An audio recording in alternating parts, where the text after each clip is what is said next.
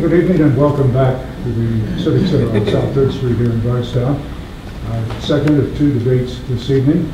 Again, like our first between county judge executive candidates, we will be rebroadcasting these the weekend before the primary itself. We're shifting our attention over to the county clerk's race now.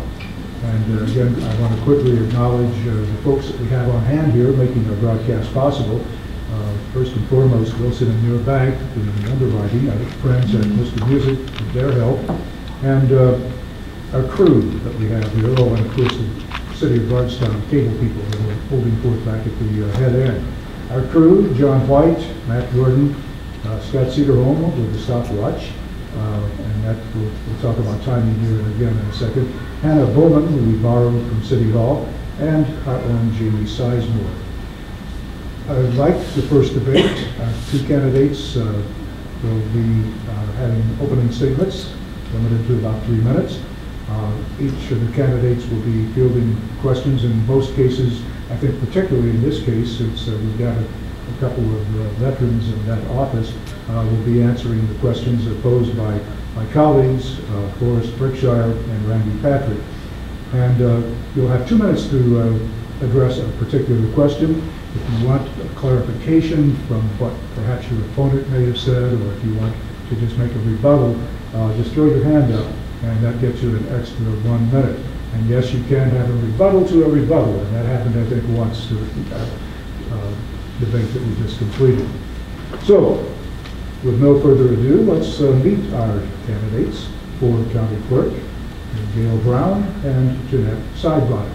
We had a flip of the coin backstage, and it was Jeanette that will be going first on the opening statement, followed by Gail, and then Gail will have the first shot at a closing statement, which will also be 3 minutes, and then Jeanette will do her closing statement. So we'll get right to Jeanette Sidebottom. Hello, everyone. My name is Jeanette Hall Sidebottom. I'm a Democrat candidate for the Nelson County Clerk. My husband Mike and I live in Boston, and we are the grandparents of a little boy named Tripp. I've received a lot of encouragement to run for this office. This is actually my third time running, third election. In 2010, I had worked 10 years under Phyllis Mattingly, and Phyllis decided to retire. Me, along with 13 other candidates, decided to run for this office. I actually came in third place, with the second place fellow winning by 5 more votes than what I received.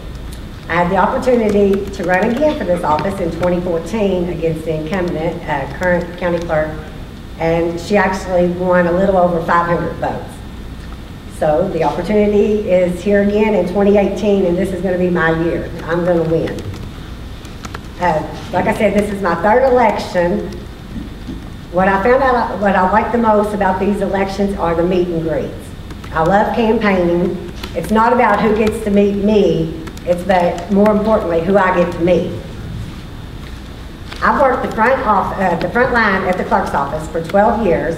Then I was offered an opportunity to further my leadership skills. I accepted a position at one of the factories at Intellect Packaging as a supervisor, and I've recently accepted another position with the same company as an inventory coordinator, dealing with a budget, cost savings, and inventory reports. Getting back to the clerk's office, like I said, I worked the front line for 12 years, one-on-one with the citizens of Nelson County on a daily basis. Along with that, working the front line, I was able to gain a little knowledge from the other departments. I will be the first to admit that I do not know everything about what a clerk does. However, I don't believe there's ever been a county clerk step in that position and know every aspect. But I can tell you, I am confident and I am the right choice for your county clerk. I love being with people, I'm confident and dedicated, I have great work ethics and people skills, and I am a leader. I have a strong desire to serve Nelson County. I will go and offer a little of my plans and my goals. Customer service will be my #1 priority. I want open counter space to where you are visibly seeing the clerks. If you have to wait in line, you're going to know the reason why you're waiting. And if you do wait in line, there's going to be chairs provided. I want to add communication devices for transactions of other languages, more detailed training for all clerks. The customer needs will be taken care of by making some adjustments at our peak times. I will listen to your suggestions as well as my employees. There are some awesome employees at the clerk's office, and I know with my leadership skills and experience, we will run a highly efficient office with Nelson County's best interests in mind. I will run this office as promptly and accurately as the law allows. Our service will reflect values and integrity. And there's the dreaded red signal. Scott, thank you for the opening statement to that sidebar. Now to Gail Brown, and again, you have 3 minutes if you want all three. Okay, thank you. My name is Gail Brown. I'm a long life native of Nelson County. I'm the daughter of the late Thomas Lee and Mary Catherine Smith. I am one of 12 children, and I grew up in the Maple Hill area. I'm married to Rob Brown. We have 2 adult sons, Derek and Josh, daughter-in-law Bree, and granddaughter Sophie. I started working at the county clerk's office in 1987. Phyllis hired me in, and I have served continuously for a little over 30 years. In that time, I've had experience in every department of that office. A lot of people ask me, why do I want this job? I want this job because I care about it, and I know how important this job is. Just not the whole office, but each department in this office. And I have an understanding of the technical process of each department, and also of the statutes that regulate the department. I also want to carry on the progress we've made in the Land Records Department with the new technology, updating it and keeping it going, to preserve our historic records that are definitely important for this county. But most importantly, I want to continue the tradition of a friendly, efficient service that we now provide and have provided in the past. Thank you. Okay, the opening statement from Gail Brown. And as we did in our first debate, which was a full hour, this one is 30 minutes, we're alternating our questions between Forrest, Berkshire, and Randy Patrick. And we'll start with Forrest. Hey Gail, you'll answer this first. If an election is a job interview, the first question someone might ask is, why should I hire you? What sets you apart from the other applicants? Please tell the voters of Nelson County why they should hire you to be the Nelson County Clerk. Well, experience. Whenever you go for a job interview, one of the things they look for is experience. And like I said, I'm going on 31 years there. Phyllis hired me in and kept giving me different responsibilities as far as bookkeeping and so on. And I'm not going to say I know everything, but I know where to go if there is a question. I know what the resources we need to find the answers. So I'd say knowledge and experience. And Jeanette, same question to you. Okay, first of all, I think you have to have the leadership skills to run an office like this. You have to have the desire to serve people, the public. You have to be a problem solver. And as far as experience is great, seniority is great, but there is, Frankfurt's a phone call away. There's a clerk booklet that you receive. I've been to visit the other clerk's offices, and as soon as you take over county clerk, you get a booklet to go by. Like I said, Frankfurt is a phone call away. I will not hesitate to call them.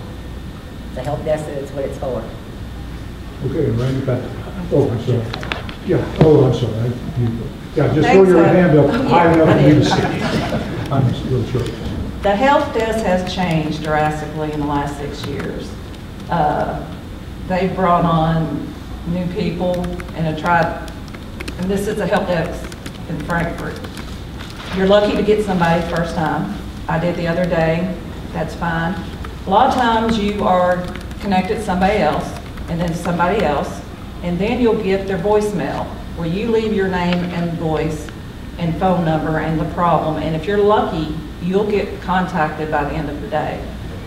So my thing is, if we know what's going on And we should know what's going on most time. There's always going to be that odd thing that happens.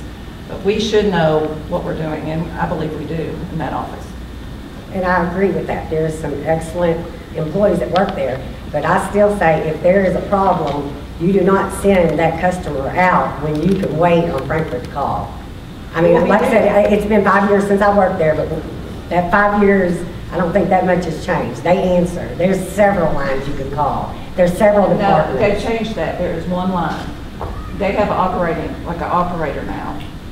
You're right on Yeah. that, but I still think you can call and Oh, we can call. You can email. There's answers. Oh, yeah. There's there other is, clerks but you can you- call that told me that they'd be happy to help. I mean, we're talking clerks that's been there in the office.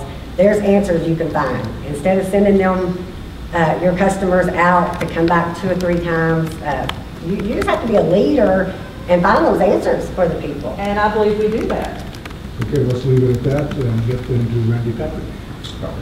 The Nelson County Clerk's, this will be for you, Jeanette, to start this one. The Nelson County Clerk's office is open 8 to 4, 8 to 5 on weekdays and closed on weekends. What are county residents supposed to do who might have full-time jobs outside the county or just not able to get there during the day on weekdays? Should the hours be changed, and if so, how? And what about having weeknights or Saturday hours? Okay. You can That- give a shot at that as well. Oh, Yes. that's a very big question that's come out throughout the campaign. I think the clerk's office is open Thursday or Wednesday and Thursday till 5. The people in Louisville that are working Louisville, Lexington are telling me 5 o'clock will not do them any good. They get off from work at 4:30. They have to take vacations. It has to be something that's looked at. It's a need for Nelson County. It's a need for everybody. And working in the private sector, from being in the clerk's office was a lot different. When I get a half an hour lunch and I have to go and get my tags and I have to wait in line, it's a lot different. It makes you think. So yes, it's definitely going to have to be looked at. Okay, same question for you, Jim. Well, first of all, we need to educate the customers. As far as registrations, there are three different processes. You can go on to ky.drive.gov to renew your tags. You can mail them in. We at the clerk's office now have a credit card vendor, so you can even call us. We'll do it over the phone. So as far as registrations, there's no need to even step foot in our office. Now, as far as transfers, that can be done if all the paperwork's signed and notarized and somebody else can bring it in. The reason we stopped doing Saturdays, it was costing the office. You got to understand, we're a fee office. We don't operate on taxes. We operate on fees. And at the beginning of my career, yes, we were very busy on Saturdays. But over the years, it became less and less. And we tried staying late. And we tried pushing it to just one Saturday a month. But what that does, unless you're going to pay everybody overtime, it makes them have to take an afternoon off. So you have people during the work week taking off an afternoon, along with people with vacation and doctor's office, and it's making our staff short at a time when most of the customers come in. Okay, Forrest, next question. Hello. She's I'd like to say Oh, something. I'm I don't sorry. think you need a full staff. And I'm not saying open every Saturday, by no means. I don't want to get anybody at the clerk's office all for it. I do think the hours have to be looked at. But I think that I need to once I take office, I will research that. And we'll look at it. I'm not saying no, I'm not saying yes. It will be looked at. You have to take care of Nelson County. Yes, And I'm yes. just saying, it's been done, and it's, when you get there, even if we've done it half-staff, 2, 3 people, they're there doing nothing till 11 o'clock. And then the majority of people coming in are from other counties, which is, we have to turn away. So it has been looked at. Okay, now, Forrest. And this, Gail, you'll answer this first. County clerks do not make a lot of policies. Most of their duties are set by state law. Despite that fact, what specific steps could you take as the elected county clerk to improve the local office? And this is a pretty open question, just however you think there might need improvements that you could do as county clerk. Well, I think Ms. Sybon mentioned the office in general. We can take fiscality and put more people, because we will have to hire probably a couple people because we're a growing county. We are having a new system in the motor vehicle department, and I'm one of the trainers that goes and gets trained, and I would like to help it come through where the customers doesn't notice that we're going to a different system. It doesn't make it harder. But that's one. And actually, another thing is safety in our office. We're a wide open office, and we need to add some safety features because we're a growing county, and you'd be surprised the kind of money sometimes we have in there. And the other night, the sheriff was talking about all the drug problems. Well, I'm not going to wait till somebody gets hurt to put up safety measures. So that's one thing, yeah. Okay, Jeanette? Nelson County is huge. It is huge. I think one of the changes, I agree with the safety, but that clerk's office is not an open office. You have people waiting. They don't know whether to go up to the window. With my idea, I think they will know why they're waiting, at least. And if the clerk is sitting there, they're going to walk up to that clerk. If that clerk has nothing to do, which I'm sure they are doing something, but the people do not know that. They're waiting in line, wondering, when they're going to get called. They'll see why they're not getting called. Another thing, I think you have to work with your employees. I think there should be training for all employees, not just one. I think all employees need the training, the extra training. I don't agree with just one clerk and then coming back and trying to train, maybe taking turns, just more detailed training. You have to have an open mind, and you have to be a positive person. Yeah.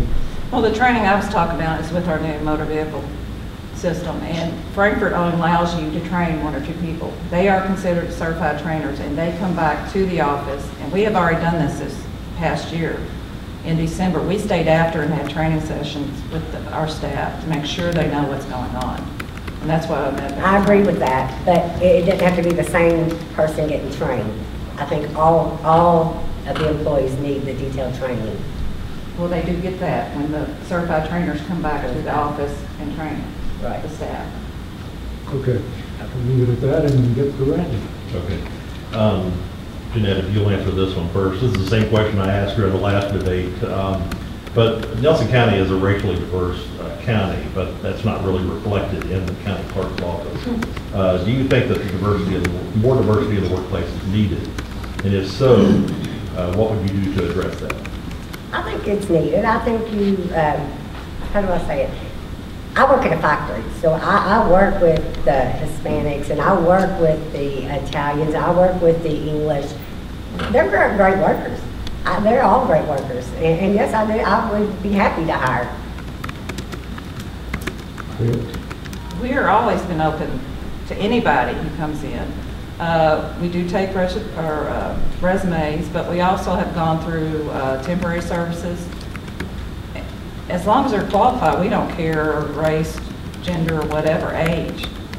Please, if anybody knows anybody, send them our way. We're very open to that. Okay, Boris? And I think this has already been referenced. The county clerk operates on fees, and this is going to go to you first, Gail.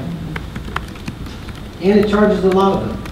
Every year, in fact, the clerk's office turns over excess fees back to the county government. But some of the office's fees seem a little high to some people who have to pay it. For example, it charges 50 cents per page for printouts, when nearly every other agency charges 10 cents per page. To retrieve a document online with a pay-as-you-go plan costs $5 plus $2 per image retrieved. Do you think the fees charged by the clerk's office are reasonable? And would you consider making any adjustments? And Jeanette, you'll have a shot at that as well. Well, most of our fees are KRS, and the 50 cents is. Now, as far as online, are you talking about our web? Okay, and that is the fee the provider charges. We don't get any of that. So, like I said, the only things maybe your notary fee, we charge them title lien statements or a late fee, but well, no, that's actually KRS. We have very few fees that we can adjust. Most of them are from statute. And I feel like if it could be adjusted, I would do my research and take care of the citizens of Nelson County. If it could be lower, we will lower it. There's no reason not to, because you're turning all this excess fee over to the county, which is for the residents also, but you might as well make your office that friendly. Whatever the law allows. I mean, if it's a provider service, maybe look for another provider. It just would have to be researched. Okay, to give us adequate time for the closing statements, we'll have to make this one, Randy, our last question and such. Okay. The county clerk deals with a lot of paper. Are there answers in technology that could improve either the customer friendliness of the office or the efficiency of the operations? You know, And what was the first part? It deals with a lot of paper. yeah. Are there technological ways that you can reduce some of that? No, actually, the state has put that on us. They have stopped funding us with forms. We have to print them out. We now do the decals. We have print-on-demand decals, and this year it started with the boats. So they're saving their money and putting it all on us. But we do have a scanning process with the new MVLS, or Motor Vehicle Department, and once the state okays it, we can destroy like title transfer forms. But as far as paperwork, no. And we have, by law, there is a certificate of destruction. We have to keep certain things 2 or 3 years or permanent. Okay, Jeanette? There is a lot of paperwork from, like I said, I haven't worked there for 5 years, but you had to make copies of your titles, you had to make copies of your insurance. I was in there the other day, and the scanning system looked like it was a great system. Elaine's done a great job with that, getting that enforced. Okay, well, time now to go to our closing statements, and as we announced at the opening, our first closing statement will be coming from Gail. Again, I want to thank everybody for being here, and all I have to say is, again, I've worked 30 continuous years there. I have experience in all the offices. Does that mean I know everything? No. If I know where to go, if there's problems, I know who to talk to. And, sorry, you threw me off there. And I want to continue. I think we do a great job in customer service. You know, when people come to our office, they want to come in pleasantly, get their tags, transfers, and leave. And we try to do that as efficiently as we can, and I believe we do a great job, and I want to be able to continue that. So thank you. Okay, closing statement from Gail Brown. Now to Jeanette Seibel. Okay, I want everyone to know, I understand the importance of this position. I know the importance of keeping a well-maintained budget. I know the budget has been physically sound over the years, and I will manage the funds as if they were my own. I will make sure the resources are used properly. I understand the smallest request is important. I may not have all the answers, but you can bet I will find them. Like I said, I will not hesitate to call Frankfurt. Whether I get an answer or not, I'll keep calling. I understand my opponent has years of seniority, but for this office, that's not enough. In this office, you have to have an attitude with the desire to serve, knowledge, and leadership skills. I have all of these qualities, along with the experience of working the front line, dealing with the people on a day-to-day basis. I have the ability and the desire to learn everything about this position, and I can't wait to start. It will be a pleasure to serve Nelson County. Our county has been fortunate to have some clerks that are great leaders in the past. I not only want to continue that, but I want to go a little further and provide a great customer service that we can all be proud of. I have the leadership skills, I have the people skills, and I am qualified to run this office. I would like to thank PLG for this opportunity, and I'd like to ask the citizens of Nelson County for your vote on May the 22nd, ballot number 1, Jeanette Hall Sidebottom for your new county clerk, and your vote will be appreciated. All right. And we want to thank our 2 candidates for county clerk. And a quick reminder that we are going to be back here live tomorrow evening. The spotlight will be on the Sheriff's Department, first the Republican primary. Our Chris Middleton. And then at our second go-round, it will be the Democrats, Sheriff Vermont Nero, Caleb Matthews, and Kenny Downs. So that will be tomorrow night here on PLG. And like tonight's two earlier debates, it also will be repeated on the weekend prior to the primary. Our thanks to our sponsor, and that's very important, Wilson and Your Bank and Trust. Also special thanks going to Mr. Music for their technical help. I don't think they had anything to do with the microphones and the problems that we had, but anyway, thanks to those guys. The crew back at the head end, Bardstown City Cable, and our crew here at Pacific Center tonight. John White leading things out. Matt Gordon, Scott Cedarholm on the clock. Also Hannah Bowman from the city of Bardstown, giving us a hand on the camera, and our own Jamie Sizemore. And of course, can't leave without saying thanks to Randy and Forrest and Patrick. Reporter for the Standard, who covers most of this county government business, and Forrest Berkshire, editor of the Kentucky Standard. So this is Tom Isaac, I guess I'll have to say this. Have a good evening, and even better tomorrow. Good night.